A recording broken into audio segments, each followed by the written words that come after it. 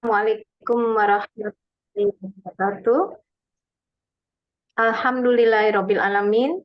Segala puji dan syukur hanya milik Allah Subhanahu wa taala semata, karena hanya dengan nikmat dan karunia-Nya kita semua bisa berkumpul kembali pada siang hari ini untuk melanjutkan kajian tadabbur kita terhadap surat Al-Qamar.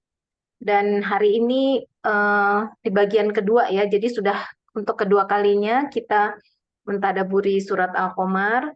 Yang minggu lalu kita sudah mulai, dan mudah-mudahan kita semua diberikan nikmat keistiqomahan di samping nikmat sehat walafiat tentunya, dan juga mudah-mudahan diberikan kemudahan dan kelancaran dalam memahami dan mengambil ibroh, mengambil manfaat, serta kemudahan dalam mengamalkannya juga. Alhamdulillah sudah hadir bersama kita semua, yaitu Ustadz Umar Maka. Mudah-mudahan Ustadz Umar Maka dan seluruh keluarga besarnya diberikan nikmat sehat walafiat juga ya Ustadz, dan bisa membersamai kita dalam ibadah tadabbur ini terus-menerus. Dan untuk mempersingkat waktu, maka silahkan kita bisa mulai kajian tadabburnya. Tafadol Pak Ustadz. Ya, Masya Allah, Barakallahu Fik, Mbak Hari dan seluruh pengurus Jamaah Majelis Ta'lim Rabbani yang semoga senantiasa dalam penjagaan, perlindungan, taufik dan rahmat Allah Subhanahu Wa Taala. Hari ini insya Allah kita akan melanjutkan tadabbur Quran kita terhadap surah-surah sesuai urutan turunnya kepada baginda Nabi Sallallahu Alaihi Wasallam. Dan Masya Allah, hari ini kita sudah sampai di surah yang ke-37 sesuai dengan urutan turun, yaitu surah Al-Qamar. Walau kalau kita merujuk kepada urutan surah ini di mushaf, maka surah Al-Qamar yang merupakan surah ke-37 yang diturunkan Allah kepada baginda Nabi Sallallahu Alaihi Wasallam. Surah ini yang berarti bulan terdapat di juz 27 dan urutannya adalah surah ke-54. Mari luruskan niat dan kita mulai insya Allah tadabbur Quran kita. Mudah-mudahan Allah mudahkan kepada setiap di antara kita memetik ibrah, pelajaran, durus, hidayat, petunjuk-petunjuk serta tazkirah, peringatan dari keagungan ayat-ayat Allah dalam surah Al-Qamar ini, yang alhamdulillah kita sudah mulai tadabburnya di bagian pertama pekan yang lalu. Bismillahirrahmanirrahim. Alhamdulillahilladzi la ilaha illa huwal ahadus samad, lam yalid wa lam yulad wa lam yakul lahu kufuwan ahad. أشهد أن لا إله إلا الله وحده لا شريك له وأشهد أن محمدا عبد الله ورسوله المبعوث رحمة للعالمين. اللهم صل وسلم على محمد وعلى آله وصحابته ومن تبعهم بإحسان إلى يوم الدين. أما بعد، اللهم ارفعنا بالقرآن، اللهم انفعنا بالقرآن، اللهم علمنا القرآن. قل إن صلاتي ونسكي ومحياي ومماتي لله رب العالمين، رضيت بالله ربا وبالإسلام دينا وبمحمد صلى الله عليه وسلم نبيا ورسولا. Jamaah yang dirahmati Allah, ikhwatal iman azanallahu wa iyyakum ajmain, mengawali tadabbur Quran kita siang hari ini masih di bulan Dzulhijjah tahun 1946 Hijriah. Mari sama-sama kita mulakan tadabbur Quran kita sesuai urutan turunnya surah-surah kepada baginda Nabi Sallallahu Alaihi Wasallam dengan mengagungkan asma Allah di majlis ini. Subhanallah walhamdulillah wa la ilaha illallah, Allahu akbar. Mudah-mudahan saat ini Allah turunkan keberkahan di tengah-tengah kita. Mudah-mudahan saat ini Allah turunkan rahmat di tengah-tengah kita. Mudah-mudahan saat ini ada malaikat Allah yang senantiasa beristighfar, mendoakan siapapun yang ada di majelis ini. Mudah-mudahan saat ini jamaah rahmat Allah, majelis perkumpulan kita ini sedang dibangga-banggakan Allah di hadapan majelis, di hadapan perkumpulan malaikat-malaikat Allah Subhanahu wa taala. Seperti biasa, sebelum kita memulai tadabbur Quran kita akan sama-sama membaca beberapa ayat dari surah yang akan kita tadabburi, berharap mudah-mudahan tilawah dan bacaan Quran kita ini sebagai bentuk mengkondisikan jiwa-jiwa kita, mengkondisikan, menyiapkan hati-hati kita untuk merasakan keajaiban, kebesaran, kemuliaan dan keagungan ayat-ayat Allah Subhanahu wa taala. Mudah-mudahan setiap bacaan Quran kita ini menjadi sebab Allah bersihkan hati-hati kita semuanya. Nabi SAW pernah bersabda, innal quluba tasda, sesungguhnya hati-hati manusia itu akan berkarat. Sahabat bertanya, wa ma jila'uha ya Rasulullah. Ya Rasulullah, kalau hati-hati kami sudah berkarat, maka bagaimana kami membersihkan hati-hati berkarat? Rasulullah SAW bersabda, qal tilawatul Quran wa dzikrul maut, membersihkan hati-hati yang sudah berkarat. Di antara amalannya adalah senantiasa memperbanyak bacaan Al-Quran, kemudian sering-sering mengingat kematian. Mari sama-sama kita baca tanpa harus mengaktifkan mikrofon. Uh, Silakan dibuka mushafnya, Quran surah ke-54 dalam urutan mushaf, yaitu Quran surah Al-Qamar, yang insya Allah hari ini kita akan mentadabburi ayat 17, ya, mohon maaf, kita akan mentadabburi ayat 9 sampai dengan ayat 22. Ini lumayan panjang, mudah-mudahan insya Allah Allah berikan kemudahan kepada setiap di antara kita untuk memetik ibrah pelajaran durus hidayat dari ayat-ayat yang akan kita tadabburi, ayat 9 sampai dengan ayat 22 dari surah Al-Qamar. Mari sama-sama kita baca. Kalau Quran Mushaf cetakan Madinah yang dipakai, maka ayat 9 itu terdapat di halaman 529. Dan kalau di antara jemaah yang saat ini sedang ikut tadabbur Quran kita, ada yang sedang diuji oleh Allah dengan penyakit, sabaran, bersabarlah dan terus cari penyembuh, dan mari niatkan mudah-mudahan bacaan-bacaan Quran kali ini dan bacaan-bacaan Quran kita menjadi sebab Allah angkat, Allah bersihkan kita dari penyakit-penyakit yang Allah ujikan kepada kita, dan semoga sakit yang Allah ujikan ini menjadi sebab Allah bersihkan setiap di antara kita dari dosa-dosanya yang telah lalu. Kita akan sama-sama baca. A'udzu billahi minasy syaithanir rajim. بسم الله الرحمن الرحيم. كذبت قبلهم قوم نوح فكذبوا عبدنا وقالوا مجنون وازدجر فدعا ربه أني مغلوب فانتصر ففتحنا أبواب السماء بماء منهمر وفجرنا الأرض عيونا فالتقى الماء على أمر قد قدر وحملناه على ذات ألواح ودسر تجري بأعيننا جزاء لمن كان كفر ولقد تركناها آية فهل من مدكر فكيف كان عذابي ونذر ولقد يسرنا القرآن للذكر فهل من مدكر.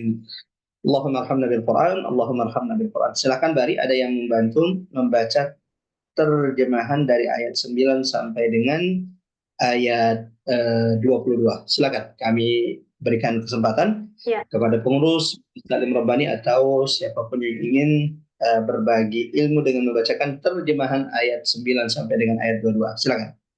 Silakan, ada yang bisa membantu, Mbak Ike, Bu Emi mungkin, atau Mbak Dede, Mbak Ana, atau Mbak. Ya, silakan. A'udzu billahi minasyaitonir rajim. Bismillahirrahmanirrahim. Sebelum mereka, kaum Nuh juga telah mendustakan Rasul. Maka mereka mendustakan hamba kami, Nuh, dan mengatakan, dia orang gila, lalu diusirnya dengan ancaman. Maka dia, Nuh, mengadu kepada Tuhannya. Sesungguhnya aku telah dikalahkan, maka tolonglah aku. Lalu kami bukakan pintu-pintu langit dengan menurunkan air yang tercurah. Dan kami jadikan bumi menyemburkan mata-mata air, maka bertemulah air-air itu sehingga meluap menimbulkan keadaan bencana yang telah ditetapkan. Dan kami angkat dia, Nuh, ke atas kapal yang terbuat dari papan dan pasak, yang berlayar dengan pemeliharaan pengawasan kami sebagai balasan bagi orang yang telah diingkari kaumnya. Dan sungguh kapal itu telah kami jadikan sebagai tanda pelajaran, maka adakah orang yang mau mengambil pelajaran? Maka betapa dahsyatnya azabku dan peringatanku. Dan sungguh telah kami mudahkan Al-Quran untuk peringatan, maka adakah orang yang mau mengambil pelajaran? Kaum Ad pun telah mendustakan, maka betapa dahsyatnya azabku dan peringatanku. Sesungguhnya kami telah menghembuskan angin yang sangat kencang kepada mereka pada hari nahas yang terus-menerus, yang membuat manusia bergelimpangan. Mereka bagaikan pohon-pohon kurma yang tumbang dengan akar-akarnya. Maka betapa dahsyatnya azabku dan peringatanku. Dan sungguh telah kami mudahkan Al-Quran untuk peringatan, maka adakah orang yang mau mengambil pelajaran? Sadaqallahul azim. Masya Allah. Barakallahu fiik, jamaah rahmatullah, ya sudah sama-sama membaca surah Al-Qamar ayat 9 sampai dengan ayat 17, atau kalaupun tidak membaca, sudah mendengarkan ayat-ayat yang kita baca dalam Quran surah Al-Qamar. Dan barusan saja kita mendengarkan terjemahan dari ayat 9 sampai dengan ayat 22 dari surah Al-Qamar ini. Mudah-mudahan insya Allah setiap huruf yang kita baca atau yang kita dengarkan menjadi pemberat timbangan amal-amal kita kelak di sisi Allah Subhanahu wa taala. Allahumma ya arhamar rahimin. Jamaah rahmatullah, akhwatal iman radhiyallahu anhum. Di pertemuan sebelumnya kita sudah menjelaskan bagian pertama dari surah Al-Qamar, bagaimana Allah Subhanahu wa taala di awal surah Al-Qamar ini menjelaskan bahwa kiamat itu sudah amat sangat dekat. Iqtarabatis sa'ah. Ditandai dengan apa? Ditandai dengan diutusnya Nabi Muhammad SAW. Nabi Muhammad itu nama lainnya adalah Nabiyyus Sa'ah, atau julukan lainnya adalah Nabiyyus Sa'ah, Nabi akhir zaman. Kemudian tanda dekatnya hari kiamat itu akan ditandai dengan insyaqqal qamar, terbelahnya bulan. Dan ternyata Masya Allah, dalam kitab-kitab sebelum Al-Quran, kata ulama, disebutkan bahwa salah satu tanda-tanda dekatnya kiamat itu adalah terbelahnya bulan. Peristiwa terbelahnya bulan, dan ternyata itu terjadi di masa baginda Nabi Sallallahu Alaihi Wasallam. Namun, apakah kemudian orang-orang kafir Quraisy, orang-orang musyrik itu tiba-tiba atau kemudian langsung beriman setelah mereka melihat mukjizat yang Allah perlihatkan, yang Allah kuatkan dakwah baginda Nabi? Ternyata tidak. Ketika mereka melihat mukjizat, tanda-tanda kebesaran Allah tersebut, yu'ridu wa yaqulu sihrun mustamir. Mereka berpaling dan mereka mengatakan bahwa ini sihir yang terus-menerus dilakukan oleh Muhammad. Mereka kemudian mendustakan kebenaran dakwah baginda Nabi sallallahu alaihi wasallam, wattaba'u ahwa'ahum. Lalu mereka mengikuti hawa nafsu mereka. Padahal kata Allah, telah banyak berita-berita umat-umat terdahulu yang sampai kepada mereka, yang di dalamnya ada ancaman bagi mereka. Ma fihi muzdajar. Pada akhirnya Allah memerintahkan Nabi Muhammad SAW berpaling dari mereka. Fatawalla anhum. Karena sungguh mereka akan menyesali setiap perbuatan-perbuatan mereka. Kapan? Khusya'an absaruhum. Di ayat ke-7 ketika Allah menjelaskan bahwa mereka akan menyesali perbuatan-perbuatan mereka ketika hari kiamat itu telah datang, yang mereka perolok-olok, yang mereka hinakan, yang mereka dustakan, yang mereka ragukan. Hari kiamat mereka akan tertunduk takut dengan wajah mereka yang masam muram sengsara. Eh, eh, dan hari itu mereka akan menyesali setiap perbuatan-perbuatan mereka. Akan tetapi ketika hari itu mereka menyesal, tidak akan pernah berarti setiap penyesalan mereka. Jemaah rahmatullah, akhwatal iman radhiyallahu anhum. Di bagian kedua hari ini kita akan mengambil pelajaran dari dua kisah umat terdahulu yang sudah berlalu, yang Allah abadikan kisah-kisah mereka di dalam Quran, ibaratun liulil albab, agar menjadi ibrah, pelajaran bagi orang-orang berakal dari umat Nabi Muhammad SAW. Dan mudah-mudahan kita termasuk orang-orang yang berakal, yang senantiasa mengambil ibrah, pelajaran dari setiap kisah-kisah umat terdahulu, termasuk umat-umat yang dibinasakan karena mendustakan kebenaran atau mendustakan Rasul dan Nabi yang Allah utus kepada mereka. Di ayat keempat surah Al-Qamar, di pertemuan sebelumnya, Allah berfirman, وَلَقَدْ جَاءَهُم مِّنَ الْأَنبَاءِ مَا فِيهِ مُزْدَجَرٌ.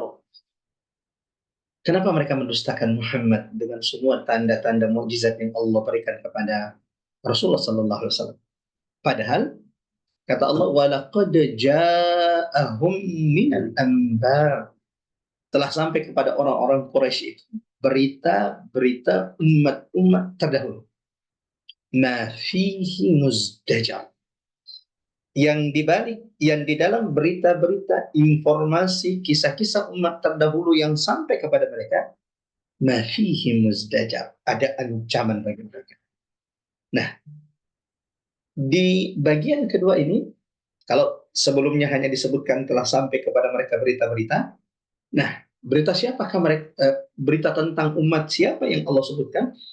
Maka di bagian kedua surah Al-Qamar ini, Allah menceritakan umat-umat terdahulu yang dibinasakan Allah. Umat-umat terdahulu yang mendustakan Nabi dan Rasul. Mereka jauh lebih kuat. Mereka jauh lebih hebat dari orang-orang Quraisy. Allah menkisahkan kisah mereka, Allah abadikan kisah-kisah mereka di dalam Al-Quran, agar ini menjadi ancaman, peringatan bagi orang-orang yang mendustakan kebenaran, mendustakan Nabi dan Rasul yang diutus oleh Allah Subhanahu wa Ta'ala. Mengingat waktu kita yang sangat terbatas, jemaah, hari ini insya Allah ada dua kisah umat terdahulu yang akan kita pelajari dari surah Al-Qamar. Mudah-mudahan cukup. Kalaupun tidak cukup, maka kita cukupkan sampai dengan kisah Nabi Nuh alaihissalam. Yang pertama adalah bagaimana Allah menceritakan tentang kehancuran, kisah kehancuran, kebinasaan kaum Nuh, kaum dan umat Nabi Nuh. Yang kedua, Allah juga abadikan dalam surah Al-Qamar ini kisah kehancuran, kebinasaan kaum Ad. Wa ma adraka. Siapa yang tidak kenal dengan kaum Ad yang Allah kisahkan dalam Al-Quran? Yang fisik mereka itu hampir tidak ada umat yang pernah dilahirkan di atas muka bumi ini yang fisiknya itu sekuat sebesar kaum Ad. Lalu mereka menyombongkan diri mereka di atas muka bumi Allah, merasa mereka orang-orang yang terhebat, merasa bahwa mereka akan aman dari ancaman, dari azab Allah dengan kekuatan yang mereka miliki. Namun ternyata mereka dihancurkan Allah sehancur-hancurnya. Mudah-mudahan dua kisah ini menjadi pengingat cara bagi setiap di antara kita agar kita semakin beriman kepada apa yang telah dibawa baginda Nabi Sallallahu Alaihi Wasallam, dan ini menjadi pelajaran besar bagi setiap di antara kita yang mentadabbur surah Al-Qamar ini, agar kita tidak mengikuti perilaku umat-umat yang telah dibinasakan oleh Allah Subhanahu wa Ta'ala. Kadzabat qablahum qaum Nuh, sebelum mereka, sebelum orang-orang Quraisy, sebelum orang-orang kafir Quraisy, Abu Jahal, Abu Lahab, yang mendustakan, menyakiti, bahkan ingin membunuh Nabi Muhammad, sebelum mereka ada kaum Nuh yang mendustakan Nabi Nuh. Fakadzabu abdana. Mereka mendustakan hamba kami yang kami utus kepadanya. Allahu Akbar. Salah satu kebanggaan manusia adalah kalau orang itu dianggap hamba oleh Allah. Sebagaimana Allah sanjung Nabi Nuh. Apa sanjungan Allah kepada Nabi Nuh? Fakadzabu abdana. Allah mengakui, Allah menyematkan kepada Nabi Nuh, abdana, hamba kami. Dan itu karunia nikmat kalau Allah menjadikan kita hambanya. Dan mudah-mudahan setiap di antara kita Allah berkenan menjadikan kita hamba-hambanya. Raditu billahi rabba wa bil islami dina wa bi Muhammadin sallallahu alaihi wasallam. Sebagaimana di dalam Quran surah Al-Isra, Allah juga menceritakan, Allah juga menyebut Nabi Muhammad bi'abdihi, subhanalladzi asra bi'abdihi. Allah menyanjung Nabi Muhammad dengan mengatakannya bahwa Muhammad sallallahu alaihi wasallam yang diperjalankan di malam hari dari Masjidil Haram ke Masjidil Aqsa, abdihi, dia adalah hamba Allah Subhanahu wa taala. Allahumma ya Rahman, jadikan kami hamba-hamba. Pilih kami di antara hamba-hamba dan matikan kami sebagai hamba. Ya Arhamar Rahim. Mereka mendustakan hamba-hamba kami, tidak hanya sampai mendustakan hamba-hamba Nabi Nuh, tapi waqalu majnunun wazdujir. Mereka juga mengatakan bahwa Nabi Nuh adalah orang gila. Wazdujir. Bahkan Nabi Nuh juga diancam oleh mereka. Allah. Surah Al-Qamar ini, jamaah rahmatullah, akhwat aliman azallahu wa iyyakum ajmain, surah ini adalah surah Makkiyah. Surah Makkiyah itu adalah surah yang diturunkan Allah kepada Nabi sebelum hijrahnya baginda Nabi dari kota Makkah menuju kota Madinah. Ketika Allah turunkan surah ini menjadi tasliyah. Apa itu tasliyah? Penguat, hiburan bagi Nabi SAW yang saat itu sedang menghadapi ujian, tantangan dakwah yang begitu berat. Ya. Sebagaimana Nabi Nuh yang dikatakan gila, Nabi Muhammad juga, jamaah rahmatullah, ikhwatal iman, coba lihat di ayat berikutnya, di ayat sebelumnya.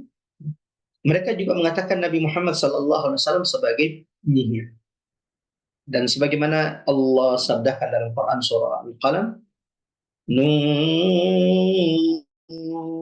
wal qalami wa ma yasturun. Allah menafikan, Allah membantah, ma anta bi ni'mati rabbika bimajnun.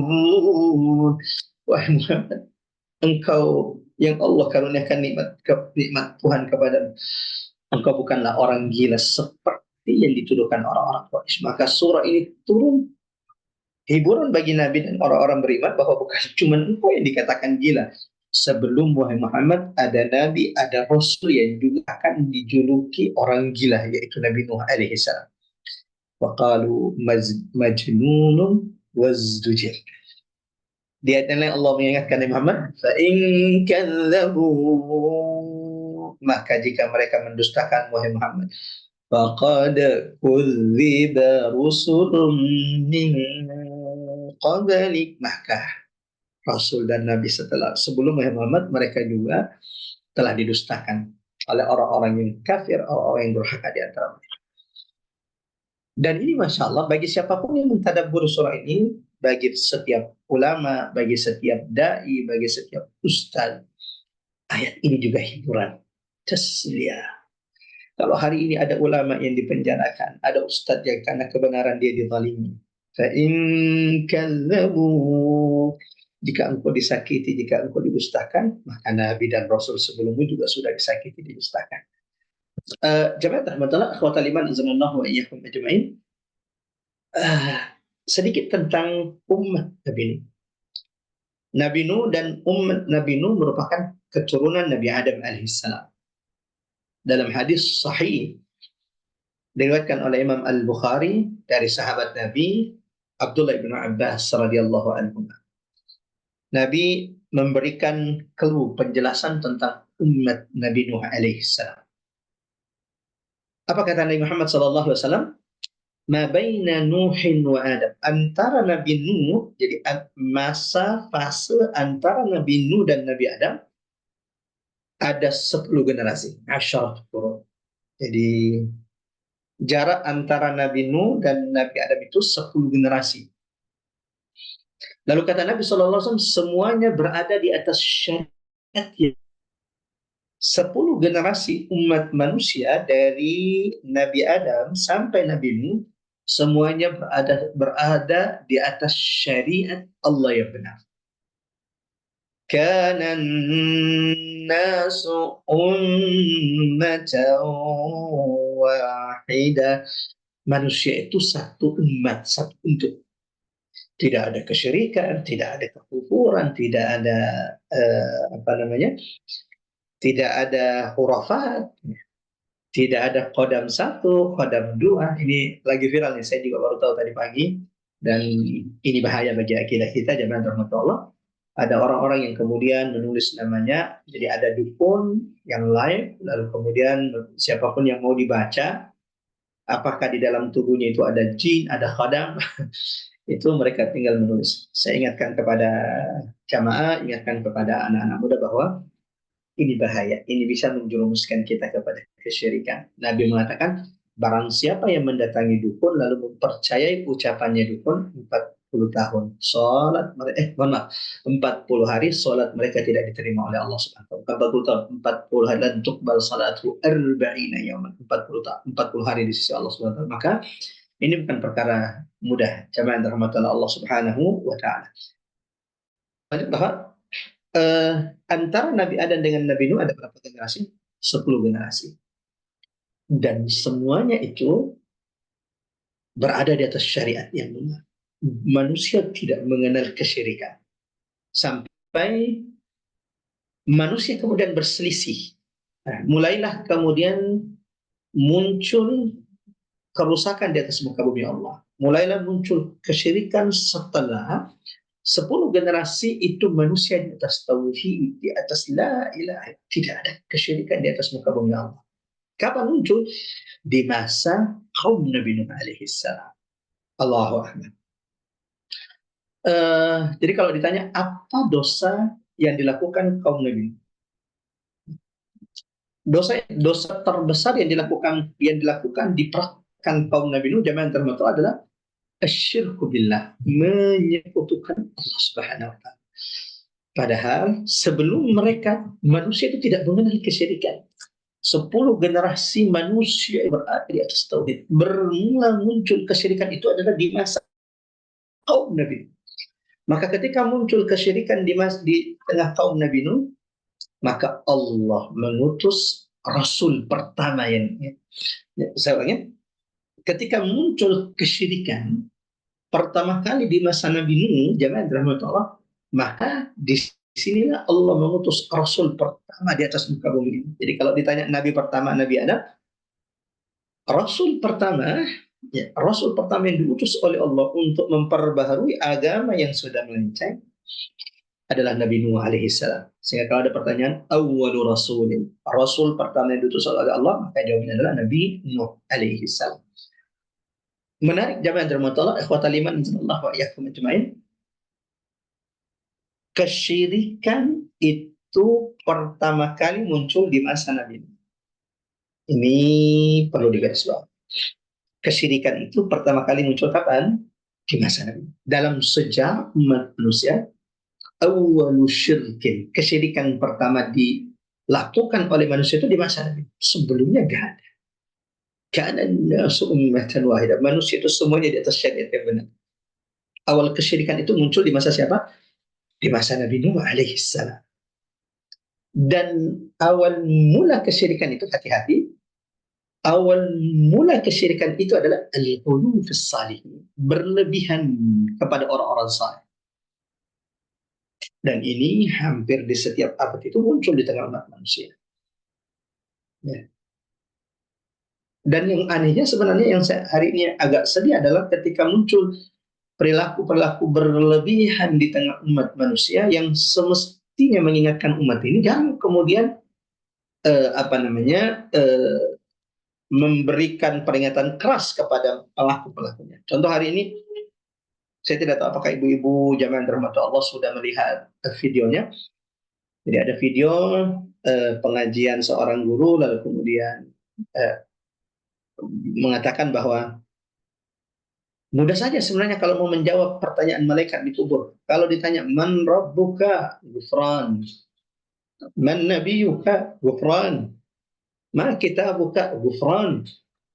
Jamaah demi Allah, ini sudah bahaya. Ini perkataan tidak main-main ini. Ya. Memposisikan gurunya sama dengan Tuhan. Kemana akal-akal sehat? Non rabbuka. Sementara Nabi saja, mengingatkan sahabat. Dan adakah hari ini generasi yang lebih baik daripada generasi sahabat Nabi? Ketika ditanya, man rabbuka, mereka diperintahkan untuk menjawab Allah. Wa man nabiyyuka, mereka diperintahkan Muhammad ibn Abdullah. Kita buka Al-Quran. Sementara jemaah dirahmati Allah, jawabannya cukup satu. Kalau ditanya man rabbuka, ghufran. Man nabiyyuka, ghufran. La haula wala quwwata illa billah. Semoga Allah jaga kita, Allah jaga keturunan kita. Awal mula kesyirikan itu, kalau kita belajar dari kisah kaum Nabi Nuh, jemaah dirahmati Allah, itu berawal dari apa? Berawal dari gulu, berlebihan kepada orang saleh, memposisikan orang saleh di atas makamnya, memberikan kepada orang-orang soleh tersebut kedudukan-kedudukan yang sebenarnya itu milik Allah Subhanahu wa Ta'ala. Bukankah Nabi mengatakan, idza sa'alta fas'alillah, kalau engkau meminta, mintalah kepada Allah. Wa idza ista'anta fasta'in billah, kalau engkau memohon pertolongan, mintalah kepada Allah. Ya. Coba lihat dalam Quran surah Nuh ayat 23. Kesyirikan Allah mengabadikan di ayat ini, Quran surah Nuh ayat 23. Allah abadikan bagaimana kesyirikan itu terjadi. Allah bagaimana kesyirikan itu dan siapa saja kemudian berhala yang disembah selain Allah di masa Nabi. Singkat cerita yang sebagaimana disebutkan dalam buku-buku tafsir jemaah dirahmati Allah, sebelum lahirnya Nabi Nuh, ada 5 orang saleh yang hidup di tengah-tengah kaum Nabi.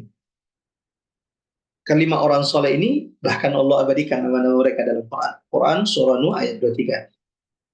Sebagaimana firman Allah, wa qalu, dan mereka berkata, la tadharunna alihatakum, jangan pernah kalian meninggalkan Tuhan-Tuhan kalian. Siapa yang maksud Tuhan-Tuhan mereka? Itu berhala-berhala yang mereka sembah selain Allah. ولا تذرن ودا ولا سواعا ولا يغوث ويعوق ونسرا. Siapa yang mereka sembah selain Allah? Satu, berhala yang mereka sebut dengan wad. Yang kedua suwa, wad suwa. Yang ketiga yaghuth. Yang keempat Ya'uq, dan yang kelima Nas. Dan ternyata Allahu Akbar, yang mereka jadikan berhala selain Allah ini pun menolak perilaku mereka, karena ternyata yang mereka jadikan berhala selain Allah ini adalah orang-orang beriman kepada Allah, orang-orang yang mentauhidkan Allah, orang-orang yang memurnikan iman mereka kepada Allah, bahkan benci dengan kesyirikan mereka. Akan tetapi dengan meninggalnya orang-orang berilmu ini, meninggalnya orang-orang saleh ini, muncullah kerusakan di tengah masyarakat. Sampai di sini, inilah bahayanya jamaah dirahmati Allah. Kalau ulama itu sudah, kalau tidak ada ulama di tengah umat manusia yang mengingatkan umat ini dari perkara-perkara yang dibenci dan merusak agama mereka. Salah satu tanda-tanda kiamat adalah dimatikannya ulama. Orang-orang baik itu kemudian diwafatkan Allah. Dicabutnya ilmu dari bumi ini, diangkatnya ilmu dari bumi ini biwafatil ulama, dengan wafatnya orang-orang alim di tengah kita. Jangan terbuatlah. Kalau di tengah kampung kita, di kompleks kita ada orang yang berilmu, bersyukurlah. Itu berarti Allah masih menjaga agama di sekitar kita. Di sini berarti 5 orang soleh tadi ini, Wad, Suwa, Yaguth, Ya'uq, Nasr, ini adalah orang-orang soleh sebelum Nabi alaihi salam. Yang ketika mereka meninggal, lalu kemudian dikubur oleh kaum Nabi Nuh, awalnya tidak langsung dijadikan berhala. Ketika mereka meninggal dan sudah tidak ada lagi orang-orang soleh di tengah-tengah mereka, mereka senantiasa mendatangi kuburannya dan memberikan tanda di kubur-kubur tersebut untuk memotivasi mereka. Kalau mereka mengingat sejarah orang-orang soleh tersebut, 5 orang tersebut, maka mereka kemudian akan termotivasi untuk memperbanyak ibadah. Sampai di sini belum ada masalah. Menziarahi kuburan mereka, lalu kemudian menjadikan kisah mereka, sejarah hidup mereka, inspirasi untuk kemudian semakin taat di atas agama Allah. Akan tetapi lambat laun dengan bergantinya generasi yang tadinya cuma berkunjung ke kuburan 5 orang soleh ini untuk mengingat, mengenang kesolehan mereka, muncullah generasi-generasi yang kemudian tidak punya ilmu kepada Allah, yang menyembah mereka, meminta kepada mereka. Mulailah muncul orang-orang yang kemudian menyembelih kurban untuk orang-orang saleh, sampai puncaknya adalah menjadikan mereka berhala, tandingan selain Allah Subhanahu wa taala, bahkan mereka lebih takut kepada berhala mereka dibanding takutnya mereka kepada Allah. Kalau mereka tidak sholat biasa-biasa aja, tapi kalau mereka tidak memberikan berhala-berhala tersebut sesajen atau kemudian makanan-makanan tertentu, ada ketakutan yang lebih di dalam diri mereka. Dan ketika itu terjadi, Allah mengutus Nabi Nuh alaihi salam, memberikan peringatan Allah kepada kaum Nabi Nuh. Laqad arsalna Nuhan ila qaumihi. Dalam Quran surah Al-A'raf, Quran surah ke-7 ayat 59, sungguh kami telah mengutus Nuh kepada kaumnya.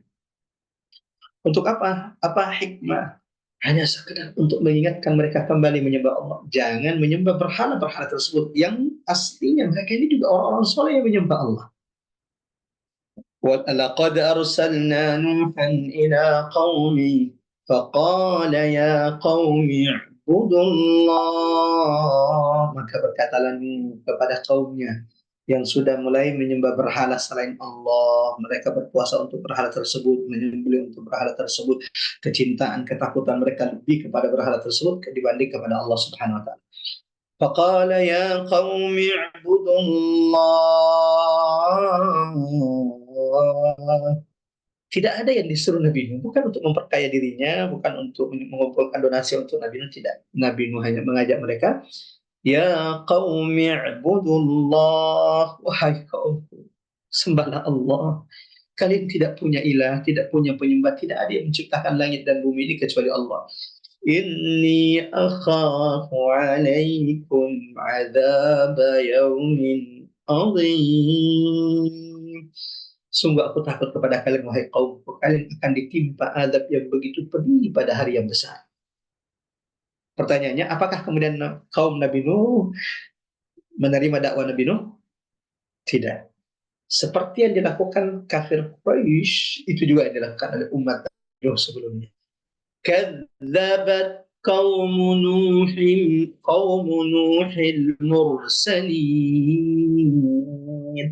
Kaum Nabi Nuh itu mendustakan Rasul yang Allah utus, yaitu Nabi Nuh, Rasul pertama kali. Bahkan mereka menyombongkan diri mereka terhadap Nabi Nuh, sebagaimana Allah sebutkan di ayat ini. Kadzabat qablahum qaum Nuh. Mereka mendustakan Nabi Nuh. Wa qalu majnun wazdujid, bahkan mengatakan Nabi Nuh adalah orang yang gila, dan mereka mengancam Nabi Nuh. Ya.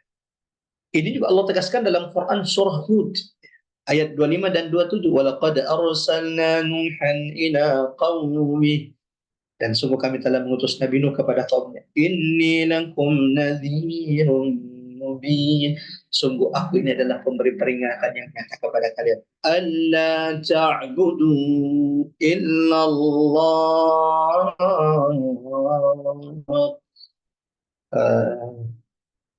Janganlah kalian menyembah selain Allah. Inni akhafu alaikum adab yaumin alim.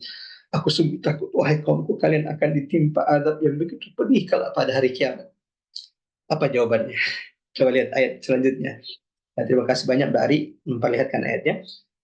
Quran surah Hud ya, 26. فَقَالَ الْمَلَأُ الَّذِينَ كَفَرُوا مِنْ قَوْمِهِ, dan katalah orang-orang yang berpengaruh, orang-orang yang kaya, orang-orang yang punya jabatan, orang-orang yang didengar ucapannya di tengah-tengah kaum Nabi Nuh.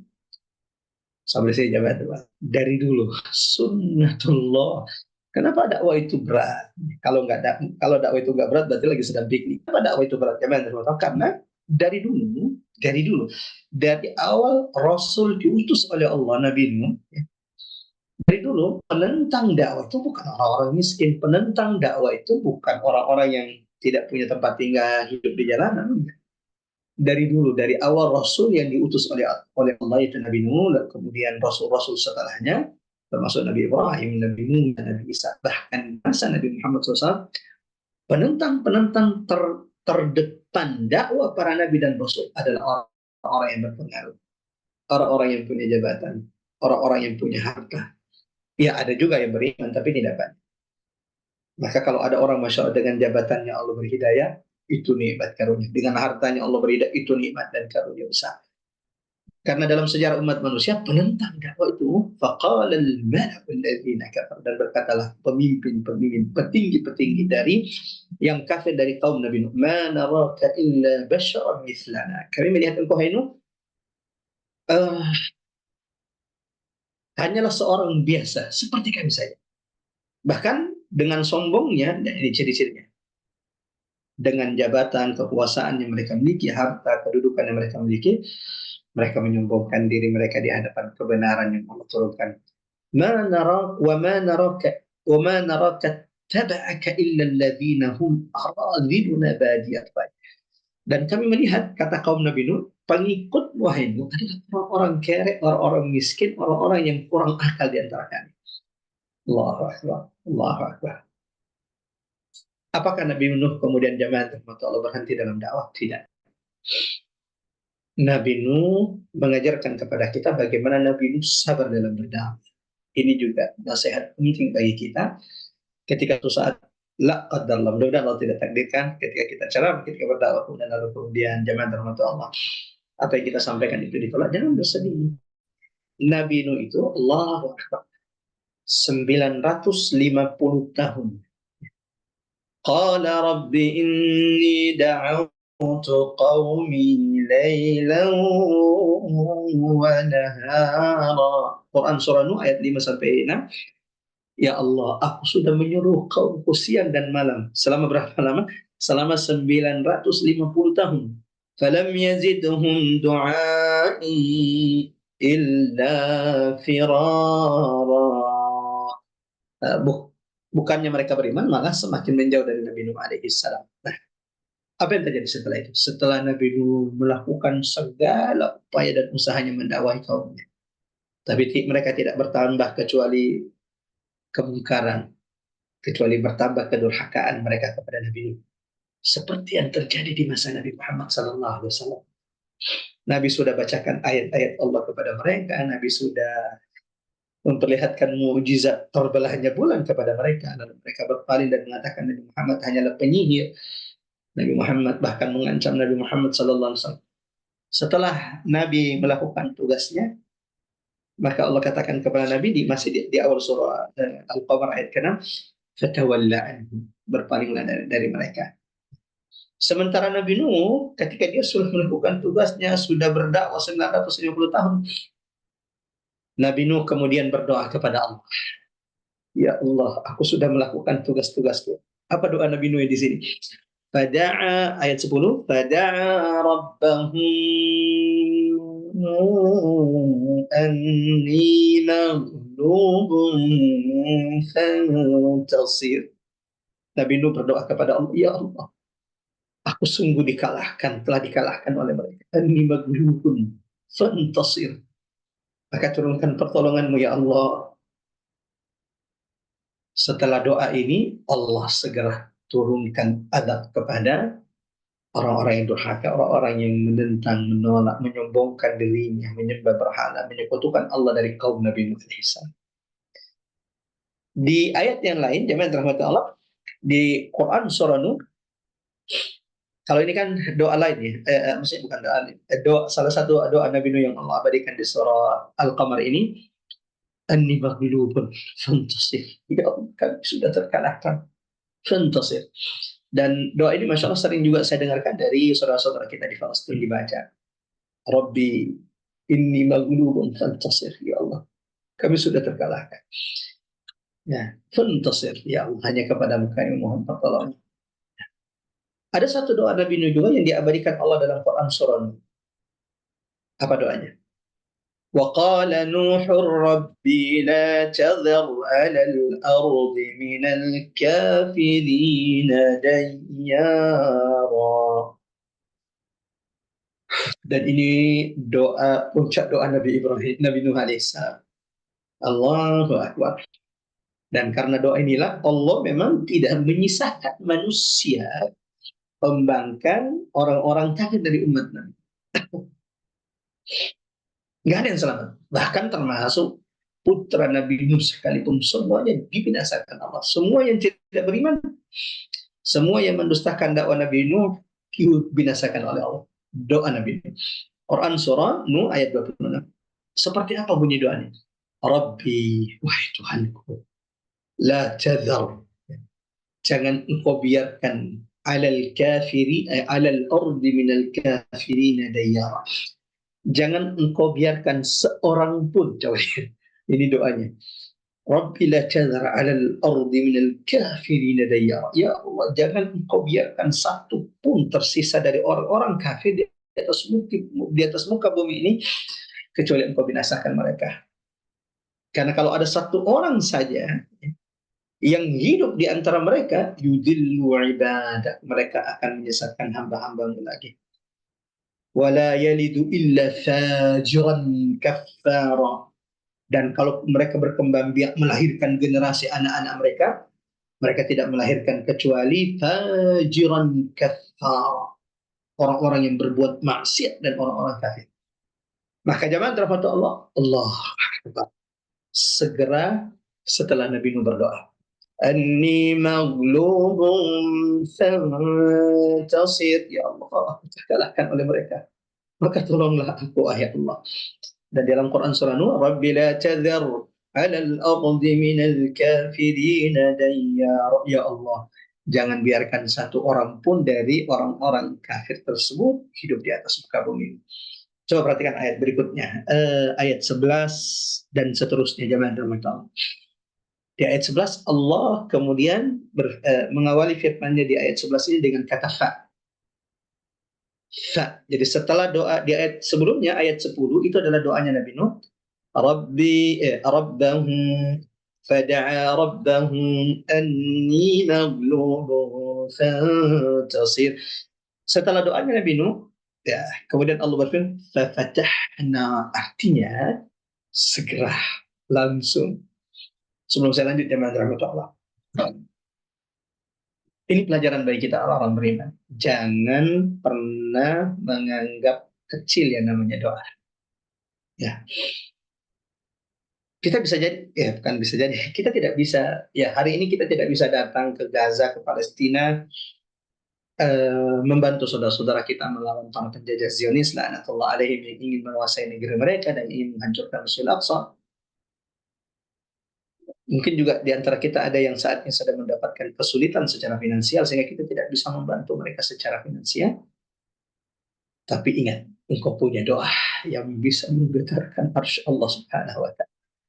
Jangan bakhil, jangan lalaikan saudara-saudara kita di Palestina dari doa-doa kita. Kalau senjata-senjata itu hanya mengenai rumah-rumah tempat tinggal mereka dan fisik mereka, doa-doamu yang kau panjatkan di waktu-waktu mustajab bisa menggetarkan arsy Allah sehingga segerakan pertolongan seperti Nabi Nuh yang berdoa dan Allah katakan fafatahna alaihim, segera setelah Nabi Nuh berdoa, ya Allah, aku sungguh telah dikalahkan, maka tolonglah aku, kata Allah, fafatahna, saat itulah kami membuka pintu-pintu langit bima'in munhamir. Pintu langit itu terbuka dan menurunkan air yang tercurahkan begitu keras. Wa fajjarnal arda uyuna. Dalam sejarah umat manusia, manusia tidak pernah melihat tsunami banjir bandang seperti tsunami banjir bandang yang menimpa kaum Nabi Nuh. Kenapa Ustaz? Coba perhatikan. Turunnya hujan. Jadi ini bukan dari satu arah, dari segala penjuru. Langit menurunkan curah airnya yang begitu deras. Jakarta jangankan dari bawah, dari atas saja beberapa jam udah tenggelam sebagian sisi Jakarta. Maksudnya sudah banjir sebagian sisi Jakarta. Ini dari langit. Allah perintahkan langit membuka abwaab sama, pintu-pintunya, lalu mencurahkan air yang begitu deras. Di waktu bersamaan Allah perintahkan kepada bumi, wa fajjarnal arda uyuna. Dan ini peringatan kepada orang-orang zalim, orang-orang yang durhaka. Hati-hati menzalimi orang-orang saleh. Hati-hati menzalimi hamba-hamba Allah. Hati-hati menzalimi mereka yang sujud dan rukuk kepada Allah. Kalaupun di dunia engkau tidak diperlihatkan Allah azab pedihnya, Allah tidak akan pernah lalai dari setiap perbuatan orang-orang zalim. Wala yahsabannallaha wala tahsabannallaha ghafilan amma ya'malul zalimun. Jangan pernah mengira Allah itu lalai daripada orang-orang yang zalim, orang-orang yang melakukan kerusakan, orang yang melakukan kecurangan. Jangan kira Allah lalai dari mereka, dari perbuatan mereka. Kata Allah, innama nuakhiruhum liyaumin tashkhasu fihi al-absar.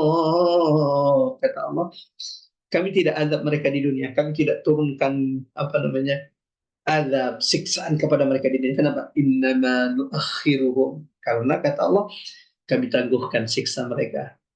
Kepada sampai kapan? Sampai hari kiamat. Di hari mata manusia itu akan terbelalak melihat siksa Allah yang begitu pedih. Melihat bahwa ternyata hari kiamat yang disampaikan, diberitakan para nabi dan rasul itu adalah kebenaran, sesuatu yang pasti akan datang kepada seluruh umat manusia. Jadi air hujan yang deras, yang curahnya begitu besar, di waktu bersamaan Allah perintahkan bumi wa fajjarnal arda uyunan, mengeluarkan mata airnya. Bukan satu mata air, uyunan, begitu banyak mata air. Faltaqal ma'u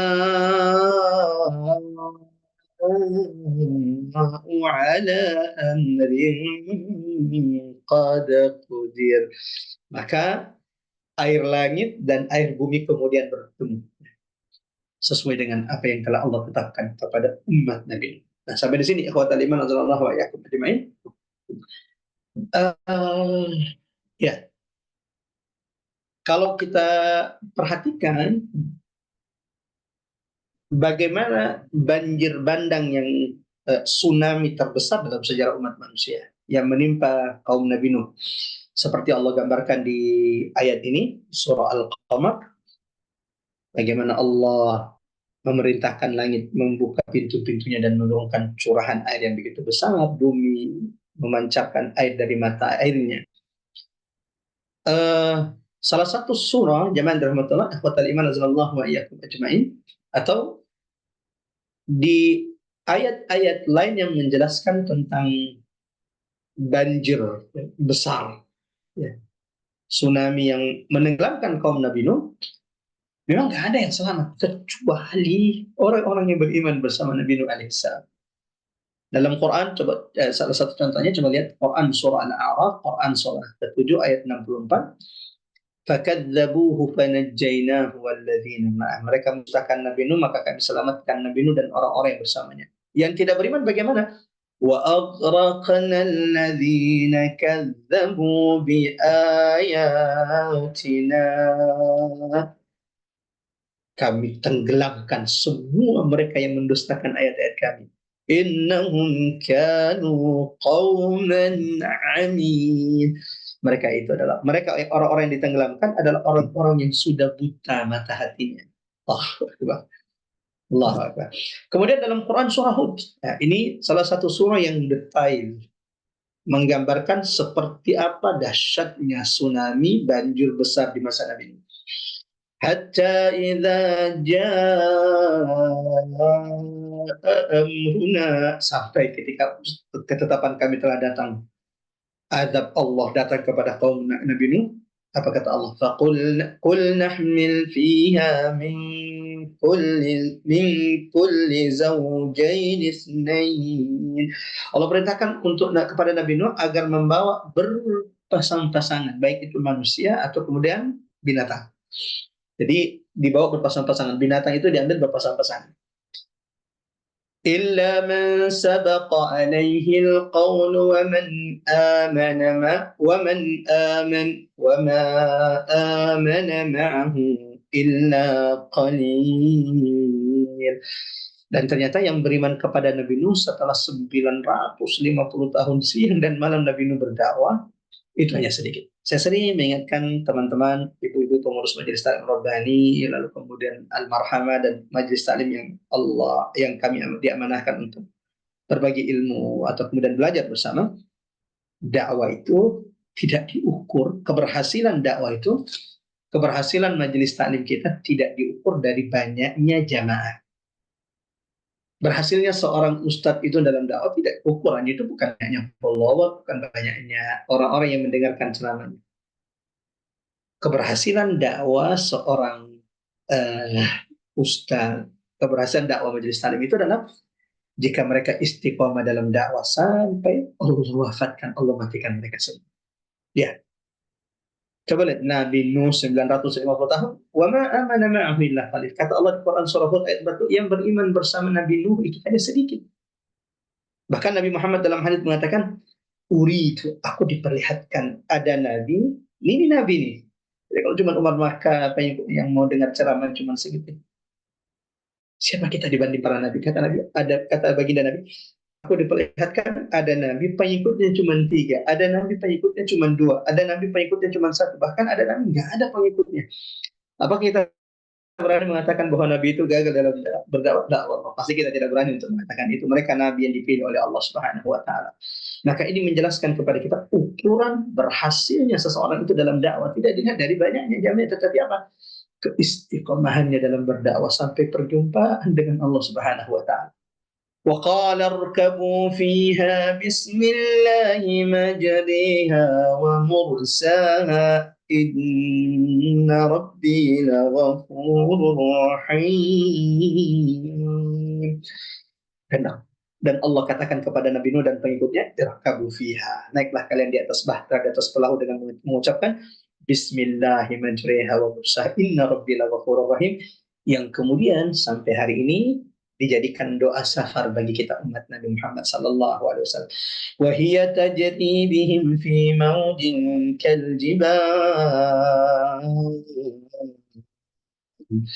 Lalu kemudian perahu ini berlayar di tengah ombak yang besar seperti ini. Dan saat itulah Nabi Nuh menyeru anaknya. Wa nada Nuhun ibnahu wa kana fi ma'zil, yang berusaha menyelamatkan dirinya ke tempat yang tinggi.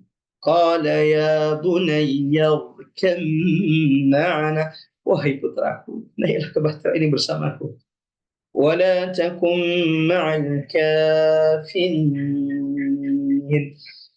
dan janganlah engkau membersamai orang-orang yang kafir. Ini juga memberikan kita pelajaran jamaah Allah, jangan pernah lelah berhenti mendoakan anak kita kebaikan.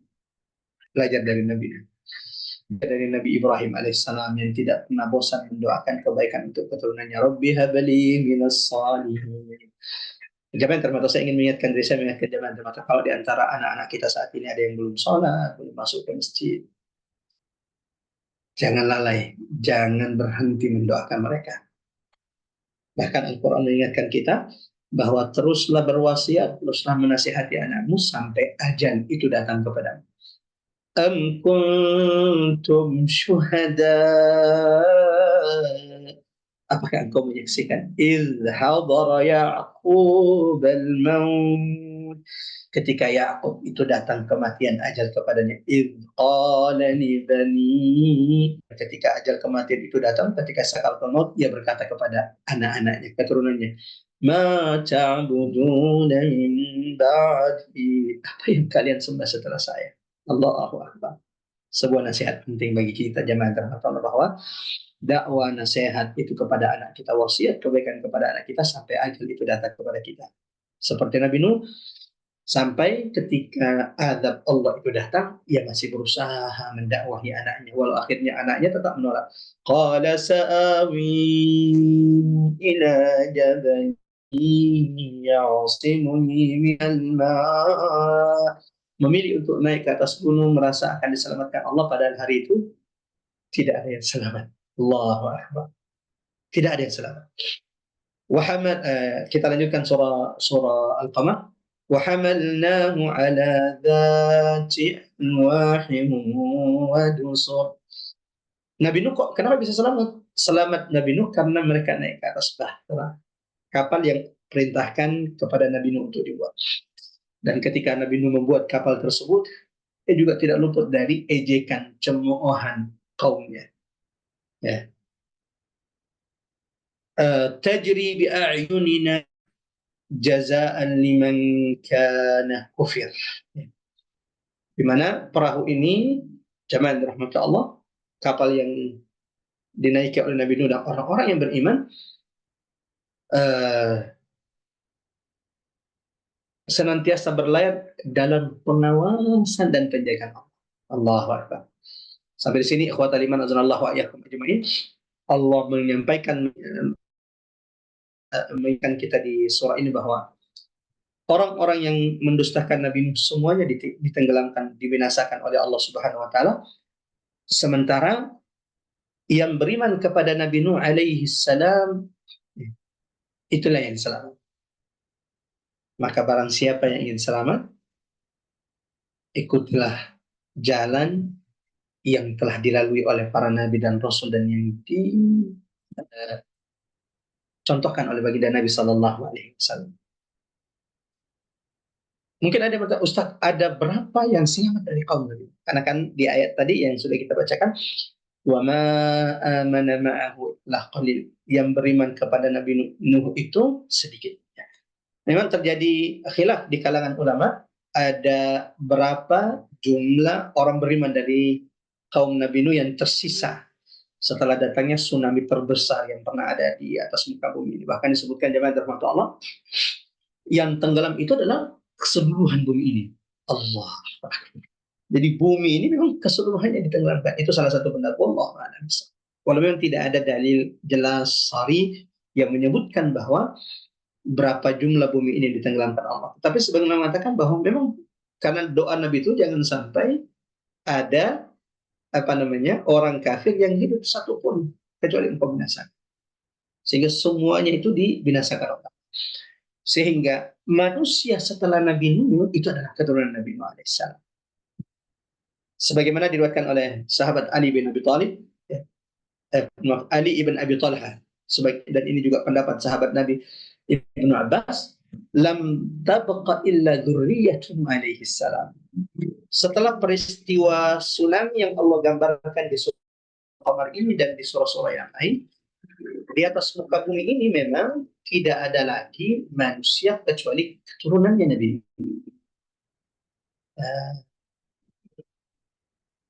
Dan ulama mengatakan bahwa semua manusia setelah Nabi Nuh itu nasab keturunan gen mereka itu merujuk kepada 3 putra Nabi Nuh. Dan ini juga disebutkan Nabi SAW dalam hadis. Nabi Nuh itu punya 3 putra, jadi perbedaan ras manusia itu kapan mulai muncul? Setelah Nabi Nuh alaihissalam.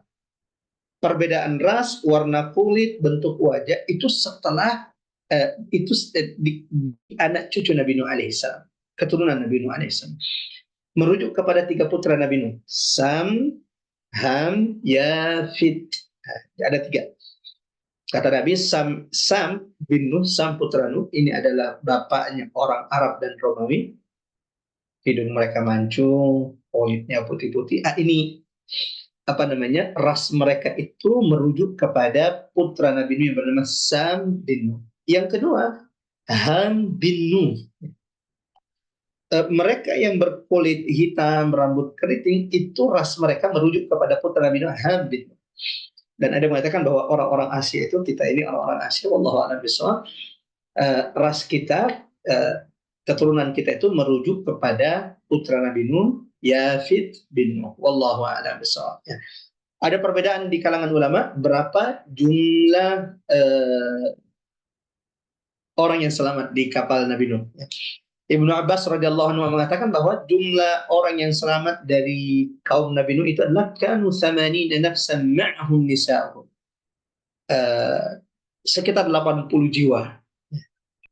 Ada istri-istri mereka bersama mereka. Kemudian Ka'bul Ahbar mengatakan kanu isnaini wa sab'ina nafsan. Kalau tadi Ibnu Abbas mengatakan sekitar 80 jiwa, Ka'bul Ahbar mengatakan ada sekitar 72 jiwa yang selamat dari kaum Nabi Nuh. Bahkan jemaah rahmatullah ikhwatal iman azallahu wa iyyakum ajma'in, sebagian ulama mengatakan waqil kanu asyra. Yang selamat dari Nabi Nuh itu adalah hanya sekitar belasan orang saja. Wallahu a'lam bishawab. Walaqad taraknaha ayatan. Kita lanjut ayat 15 surah Al-Qamar. Walaqad taraknaha ayatan fahal min muddakir. Fakaifa kana adzabi wa nudhur. Walaqad yassarna al-Qur'ana lidzikri fahal min muddakir. Allah ingatkan kita jamaah rahmat Allah dari kisah Nabi Nuh ini akan kuasa Allah Subhanahu wa taala. Allahu Akbar. Kuasa Allah menghancurkan mereka orang-orang yang durhaka mendustakan kebenaran, sebagaimana kuasa Allah untuk menyelamatkan orang-orang beriman hamba-hambanya.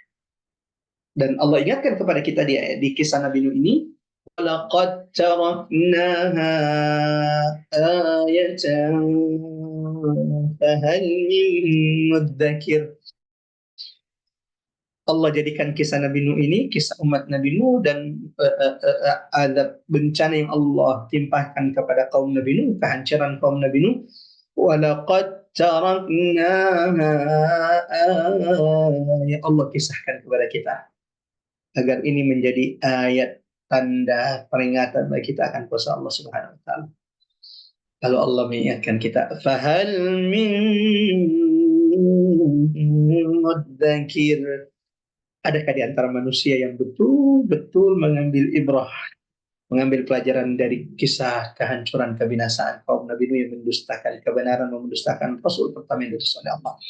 Dan mudah-mudahan ibu-ibu majelis taklim Rabbani dan rahmat Allah, kita termasuk hamba-hamba Allah yang sudah mengambil ibrah pelajaran dari peristiwa kisah Nabi Nuh yang diabadikan di surah ini.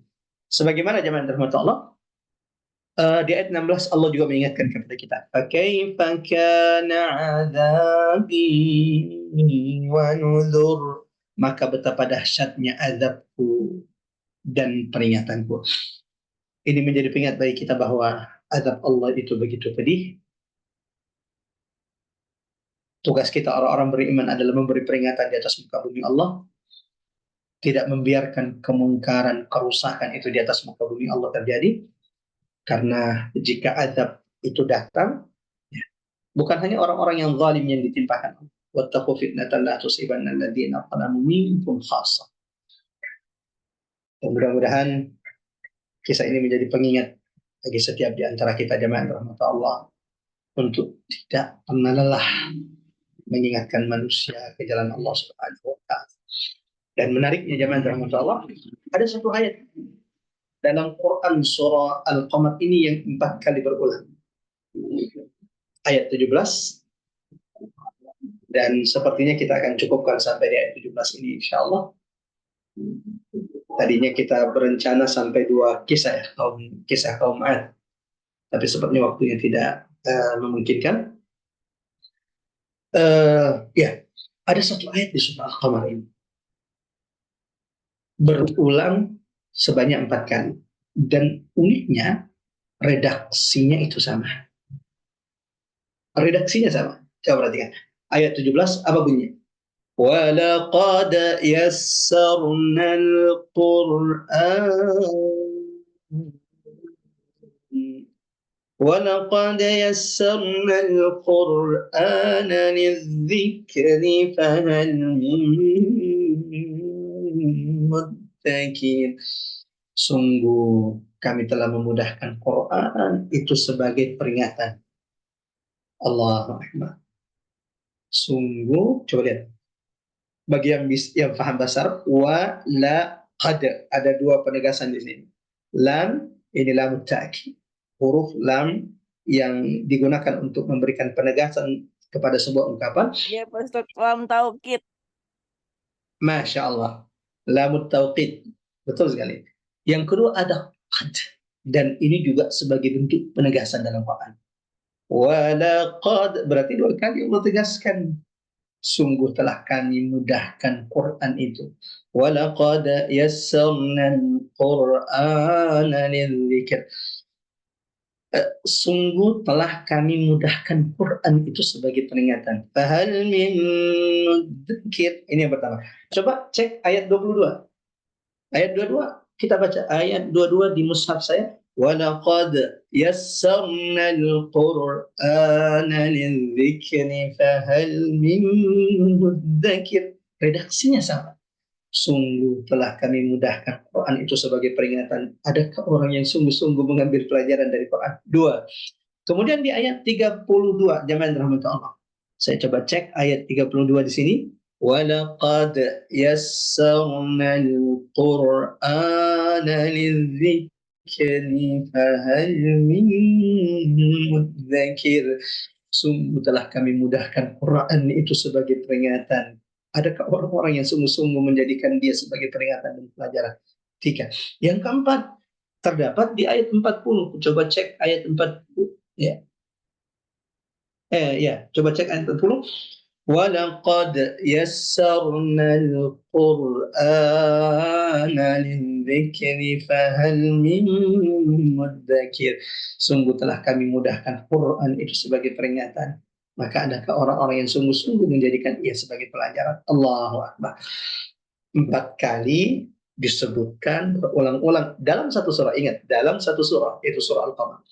Ayat 17, ayat 18, ayat 32, ayat 22, ayat 32, yang keempat ayat 40. Yang kedua dengan redaksi yang sama. Tidak ada perubahan, tidak ada pengurangan, tidak ada penambahan. Redaksi yang persis 100%. Dua. Yang ketiga dengan penegasan berulang-ulang. Walaqad, sungguh telah kami mudahkan. Apa pelajaran yang bisa dipetik? Jangan rahmatullah. Allahu Akbar. Quran itu telah dimudahkan Allah. Sebuah kesalahan bagi seorang muslim kalau menganggap Quran itu sulit. Allahu Akbar. 4 kali Allah tegaskan.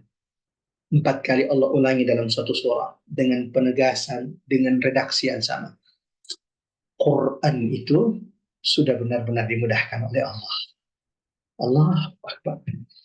Tapi kenapa kemudian ada orang yang sulit, Ustaz? Ya, yang membuat orang itu sulit memahami Quran, jamaah ketika kemudian ada sebab-sebab yang membuatnya kemudian, yang membuat cahaya Quran itu kemudian sulit untuk masuk menerangi dadanya, menerangi hatinya. Salah satu penghalang dari merasakan kemudahan bersama Quran adalah banyaknya maksiat, dosa yang kita lakukan. La yamassuhu illa al-mutahharun. Semakin orang itu membersihkan dirinya, Allahu Akbar, semakin jamaah rahmat Allah berikan kemudahan dia bersama Quran, dan mudah-mudahan kita termasuk di antaranya. Allahumma amin. Allahumma amin ya rabbal alamin. Yang kedua jamaah rahmat Allah, salah satu rahasia supaya Allah mudahkan Quran itu sebagai pelajaran dan peringatan bagi kita adalah kesungguh-sungguhan kita. 4 kali juga Allah ulangi di surah ini. Fahal min mudzakir. Fahal min mudzakir. Fahal min mudzakir. Fahal min 4 kali Allah ulangi. Adakah orang yang sungguh-sungguh? Ini motivasi, ini dorongan bagi kita sebentar Allah. Kalau ingin dimudahkan Allah untuk mengambil hikmah pelajaran dari Al-Quran, bersungguh-sungguhlah bersama Quran. Ketika engkau sudah bersungguh-sungguh dan Allah melihat kesungguh-sungguhanmu, Allah akan mudahkan Quran ini bagi kita. Dan mudah-mudahan juga Allah mudahkan bagi keturunan-keturunan kita. Sampai di sini, mudah-mudahan insya Allah bagian kedua surah Tadab, surah Al-Qamar, surah yang ke-37 sesuai urutan turun kepada Nabi. Dan surah ini adalah surah ke-54 sesuai dengan urutan mushaf, telah memberikan pelajaran besar bagi kita dan kira hidayah yang semoga Allah mampukan kita mengamalkannya dalam kehidupan kita sehari-hari. Sampai bertemu insya Allah di pekan berikutnya, masih melanjutkan insya Allah kisah, mengambil hikmah pelajaran dari kisah kehancuran umat-umat sebelum kita. Pekan depan insya Allah jika Allah panjangkan umur kita, masih ada kisah-kisah umat-umat terdahulu yang Allah abadikan di surah Al-Qamar ini.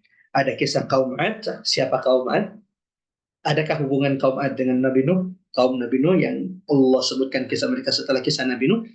Lalu kemudian ada kaum Samud, ya. Kemudian ada kaum Lut, kemudian ada kehancuran penguasa zalim, manusia yang paling buruk yang pernah ada di atas muka bumi Allah, yaitu Fir'aun, yang menyombongkan dirinya dengan kekuasaannya, jabatannya, merasa bahwa tidak akan ada yang bisa mengalahkannya. Ternyata dengan begitu mudah Allah menghancurkan, membinasakan Fir'aun sehancur-hancurnya. Sampai di sini kita tutup dengan sama-sama baca surah Al-Asr. A'udzu billahi minasyaitonir rajim. Bismillahirrahmanirrahim. Wal 'asr innal insana lafi khusr illa alladziina aamanu wa 'amilus shalihaati wa tawashaw bil haqqi wa tawashaw bis sabr. Kita tutup dengan doa kafaratul majelis. Subhanallah wa bihamdihi. Dan baik, kita tutup majelis ini. Allah bersihkan setiap di antara kita dari dosa-dosa yang lalu. Amin. Wassallallahu ala Muhammad wa ala Muhammad walhamdulillahirabbil alamin. Wassalamualaikum warahmatullahi wabarakatuh. Saya kembalikan kepada host kita Mbak Ari. Tafadhali, silakan Mbak Ari. Terima kasih Pak Ustadz. Waalaikumsalam warahmatullahi wabarakatuh. Sesi tanya jawab sudah dibuka. Silahkan bagi yang ingin bertanya. Kebetulan ini Ibu Yuniarti dari Bandung sudah raise hand ingin bertanya. Silahkan Bu Yuni. Tafadholi. Iya Pak Ustadz. Assalamualaikum warahmatullahi wabarakatuh. Waalaikumsalam. Saya izin bertanya Pak Ustadz.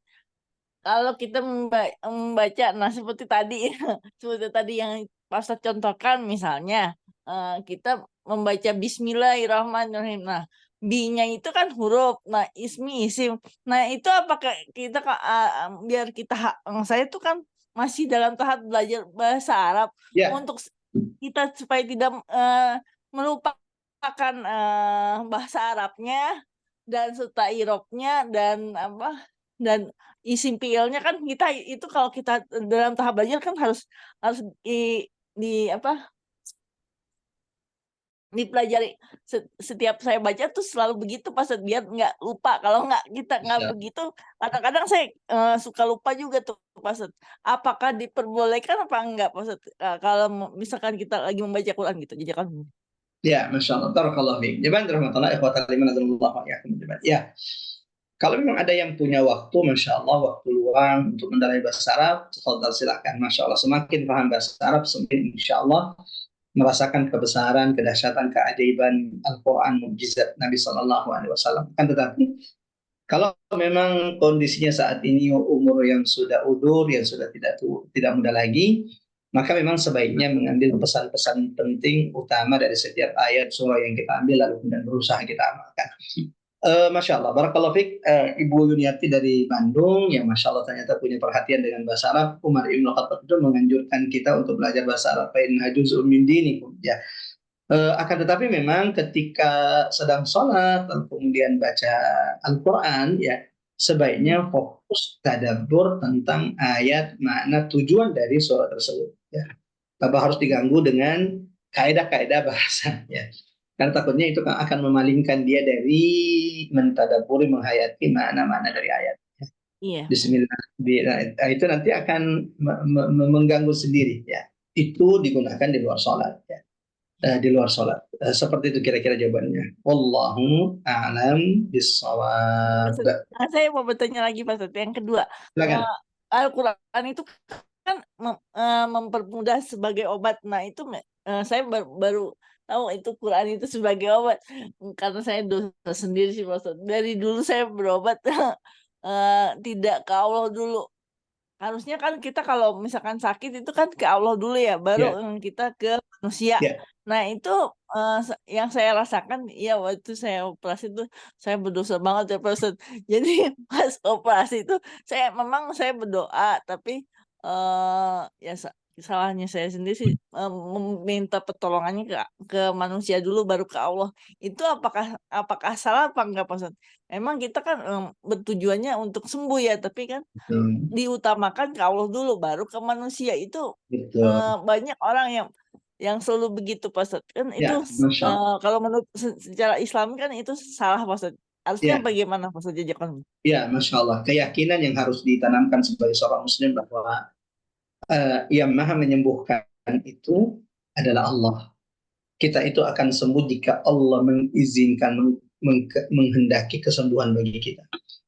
Sebagaimana walau semua ikhtiar kita sudah lakukan, jika Allah tidak menghendaki kesembuhan tersebut, maka tidak akan ada yang bisa memberikan kesembuhan itu kepada kita. Allahumma ya Rabban nas, adhibil ba'sa, ishfi anta syafi, la shifaan illa shifa. Tidak ada kesembuhan kecuali kesembuhan kepada Allah. Sehingga bagi seorang muslim jamaah dirahmati Allah, yang pertama kali adalah ketika dia sakit, meminta kesembuhan kepada Allah. Tapi jangan cuma berdoa, ya Allah sembuh, sembuh, sembuh, sembuh.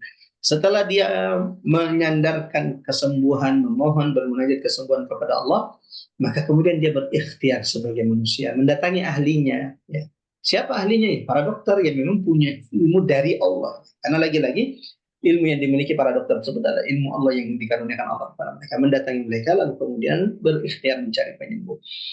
Al-Quran, Masya Allah, bukan obat. Al-Quran itu tidak disebut. Obat itu dalam bahasa Arab, dawaun. Likul lidain dawaun. Setiap penyakit itu ada obatnya. Quran itu bukan obat. Tapi Quran itu di atasnya obat. Obat itu untuk penyakit tertentu. Sementara Quran untuk semua penyakit. Baik itu penyakit fisik atau penyakit non-fisik. Ya. Baik itu penyakit yang terlihat atau penyakit yang tidak terlihat. Ya, itu Quran. Dan itu bahasa Quran. Kalau yang kemudahan tadi, Allah telah memberikan kemudahan. Quran itu sebagai peringatan bagi umat manusia. Quran itu sudah dimudahkan Allah untuk dipahami. Adapun bahwa Quran itu adalah penyembuh, silakan buka Quran surah ke-17, Quran surah Al-Isra, ayat 82. A'udzu billahi minasyaitonir rajim. وَنُنَزِّلُ مِنَ الْقُرْآنِ مَا هُوَ شِفَاءٌ وَرَحْمَةٌ لِلْمُؤْمِنِينَ وَلَا يَزِيدُ الظَّالِمِينَ إِلَّا خَسَارًا. Dan kami turunkan dari Al-Quran itu ada yang menjadi penawar, penyembuh, dan rahmat bagi orang-orang beriman. Seperti itu kira-kira. Allahu a'lam bissawab. Jazakallah Ustaz atas jawabannya. Assalamualaikum warahmatullahi wabarakatuh. Waalaikumsalam warahmatullahi wabarakatuh. Silakan Bari. Ya, ada lagi yang bertanya mungkin ibu-ibu dari Majelis Taklim Robani, ada yang bertanya? Kalau belum ada sambil menunggu ya Pak Ustadz, masih ada waktu. Silakan Bari. Satu pertanyaan lagi Bari. Ya. Ya, silakan ada yang mau bertanya. Mungkin sambil nunggu ya. Pak Ustadz, sekedar ini ada beberapa yang pernah menanyakan ke saya dan saya janji mau menanyakan ke Pak Ustadz karena saya juga nggak bisa menjawab. Jadi waktu Nabi Adam kan punya anak dua ya, yang laki-laki itu Habil dan Qobil, dan kita semua tahu ya Habil itu dibunuh oleh Qobil ya karena kedengkiannya. Betul. Nah, yang sementara Habil dibunuh itu sebelum menikah kan Pak Ustadz, karena kan masih sebelum menikah itu sudah dibunuh ya sama setelah menikah. Oh, jadi sudah ada keturunan ya Pak Ustadz? Wallahu a'lam bishawab, karena memang tidak disebutkan sudah punya keturunan atau tidak. Salah satu penyebab kecemburuan Qabil kepada Habil adalah karena Habil itu menikah dengan pasangannya yang jauh lebih cantik daripada pasangannya Qabil. Jadi Masya Allah, Nabi awal perkembangan kan, awal mula manusia kan cuma dua, Adam dengan Hawa, ayahanda Adam dengan ibunda Hawa. Bagaimana kemudian manusia berkembang biak menjadi banyak sampai hari ini, Masya Allah, di atas muka bumi Allah bertebaran. Summa innakum basyarun tantashirun, di atas muka bumi ini. Ibunda Hawa itu melahirkan, dalam satu riwayat disebutkan melahirkan sebanyak 40 kali. Masya Allah. Ada nggak ya ibu-ibu hari ini melahirkan sampai 40 kali? Melahirkan sebanyak 40 kali dan setiap melahirkan itu kembar. Kembar cewek cowok. Lahir lagi kembar cewek cowok. Melahirkan lagi setelah beberapa waktu kembar cewek cowok, kembar cewek cowok, kembar. Lalu kemudian setiap kembaran ini dinikahkan dengan kembaran yang lain. Dari sanalah kemudian semakin berkembang biak anak keturunan dari Nabi Adam termasuk kita hari ini. Wallahu a'lam bishawab. Seperti itu kira-kira Mbak. Baik Pak Ustadz, luar biasa ya. Oke, tidak ada pertanyaan lagi Bu Ibu? Kalau tidak ada mungkin ditutup dengan doa aja Pak Ustadz. Ya. Barakallahu fiik Mbak Ari dan seluruh pengurus menjadi talim dirahmati Allah. Pada akhirnya sampailah kita di ujung dari tadabbur Quran kita pada kesempatan kali ini. Walau Masya Allah memang sudah kita tutup, sehingga siapapun yang meninggalkan majelis ilmu seperti itu, semoga makan pahala majelisnya. Akan tetapi bagi yang masih bergabung di majelis ini saat ini, mari sejenak saja kita tundukkan hati dan pikiran kita doakan kebaikan, kita tutup majelis ini dengan sama-sama berdoa. Sebaik-baik doa itu adalah iyyaka na'budu wa iyyaka nasta'in, doa yang dipanjatkan setelah kita melakukan ibadah kepada Allah. Bukankah duduk di majelis ilmu salah satu ibadah terbaik di sisi Allah? Mudah-mudahan doa yang kita panjatkan setelah ini Allah ijabah, Allah dengarkan dan Allah kabulkan. Allahumma amin. Sama-sama kita mulai dengan istighfar 3 kali. Astaghfirullahaladzim, astaghfirullahaladzim, alladzi la ilaha illa huwal hayyul qayyum, atubu ilaik. Allahumma ya arhamar rahimin ya rabbana ya dzal jalali wal ikram. Allahumma la tad'a fi maqamin hadha dhanban illa ghafar, wa la hamman wa la ghamman illa farajta, wa la maridan illa syafaita, wa la hajatan min hawaijid dunya illa yassartaha ya arhamar rahimin. Allahumma ya Allah Tuhan kami, ya arhamar rahimin, ya Engkau yang Maha mendengarkan setiap munajat dan doa kami. Ya Allah, jangan biarkan kami tutup meninggalkan majelis ini ya Allah, kecuali Engkau telah bersihkan setiap di antara kami dari dosa. Ya Allah, dengan biarkan kami meninggalkan majelis ini, kecuali siapa yang sakit di antara kami, kerabat kami, ya Allah sembuhkan mereka, segerakan kesembuhan untuk mereka ya arhamar rahim. Allahumma ya Allah Tuhan kami, siapapun yang punya hajat keinginan di antara kami, siapa saat ini sedang menghadapi kesulitan di antara kami, ya Allah mudahkan hajat-hajat mereka ya Allah, angkat setiap kesulitan di antara kami dan berikan jalan keluar terbaik siapapun yang punya masalah di antara kami. Rabbana لا تزغ قلوبنا بعد إذ هديتنا وهب لنا من لدنك رحمة إنك أنت الوهاب. اللهم يا ناصر المظلومين يا رب الفقراء والمساكين, ya Allah Engkau Tuhan yang maha menolong hamba-hamba yang tertindas. Ya Allah, saudara-saudara kami di Palestina, saudara-saudara kami di Gaza saat ini sedang tertindas ya Allah. 40.000 lebih saudara kami yang terbunuh ya Rahman ya Rahim. Mereka tidak mengharap kecuali pertolongan-Mu ya Allah. Ya Rabbas samawati wal ardi, ya Allah perkuat saudara-saudara kami, Allah segerakan pertolongan untuk mereka ya Allah. Berikan kehancuran kepada penjajah Zionis, laknatullah alaihim, hancurkan mereka sehancur-hancurnya ya arhamar rahimin. Rabbana la tuzigh qulubana ba'da idh hadaytana wa hab lana min ladunka rahmah innaka antal wahhab. Rabbana ighfir lana wa liwalidina warhamhum kama rabbayana shighara. Rabbana atina fid dunya hasanah wa fil akhirati hasanah wa qina adzaban nar. Wa sallallahu ala Muhammad wa ala ali Muhammad walhamdulillahi rabbil alamin. Ya, silakan Mbak Ari. Barakallahu fiik dan sampai bertemu. Masih melanjutkan tadabbur surah Al-Qamar bagian kedua. Assalamualaikum warahmatullahi wabarakatuh. Waalaikumsalam warahmatullahi wabarakatuh. Pak Ustadz, terima kasih banyak. Semoga kita semua diberikan umur panjang, sehat walafiat sampai nanti minggu depan. Sampai jumpa lagi minggu depan di kajian tadabbur melanjutkan bagian ketiga dari surat Al-Qamar. Terima kasih banyak untuk semua yang sudah menyimak kajian ini dari awal sampai akhir. Mudah-mudahan mendapatkan manfaatnya. Mohon maaf lahir batin kalau ada yang kurang berkenan. Wabillahi taufik wal hidayah. Wassalamualaikum warahmatullahi wabarakatuh. Waalaikumsalam warahmatullahi wabarakatuh. Terima kasih Mbak Dede, Mbak Terima kasih Mbak Ari, jazakallahu khairan kasiron. Wassalamualaikum warahmatullahi Mohon wabarakatuh. maaf lahir Terima batin. kasih Mbak Ari. Terima Ibu-ibu kasih semuanya. Mbak Weni, terima kasih Bu Marlinga, terima kasih Mbak Tesi, Nan, Ibu Nila, terima kasih Bu Emi, terima kasih. Assalamualaikum Wassalamualaikum warahmatullahi wabarakatuh. warahmatullahi wabarakatuh.